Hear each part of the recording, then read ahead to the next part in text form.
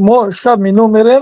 سوال ما همین بود که مثال ما قربانی برای حج تمتع اینجا قربانی میکنیم. با یک قربانی که از برای خود میکنیم مقصد در وطن کنیم میشد یا نه میشد، یا که در نه، گردن ما او قربانی که دیو میکنیم واجب نیست؟ سوال یکم.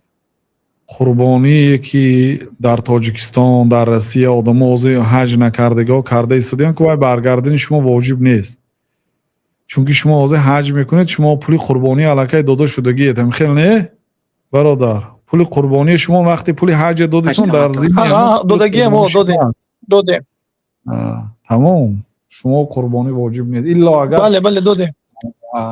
مثلا باوریتون نباشد که همین پول گرفتگی ها قربانی نمیکنند، پول میخورند، گفته باوری نداشته باشید، بله در این حالت در مکه میکشید، چون که شما حاضر وظیفتون حجتون درست شود.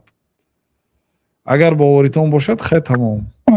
اما سوال در شهرتون باوری داریم. سوال دیگه مستحب است، در شهر کشتن مستحب است. مثلا یک آدم خودش حج دارد لیکن در خانه‌ش هم با قربانی کردنی هست، من نیست کند هیچ گپی ندارد، زن و فرزنداش هست اونا کنن خورن، لیکن واجب نیست، یعنی گناهکار نمیشه، چون که حالی این قربانی دارد خودش در مکه. بله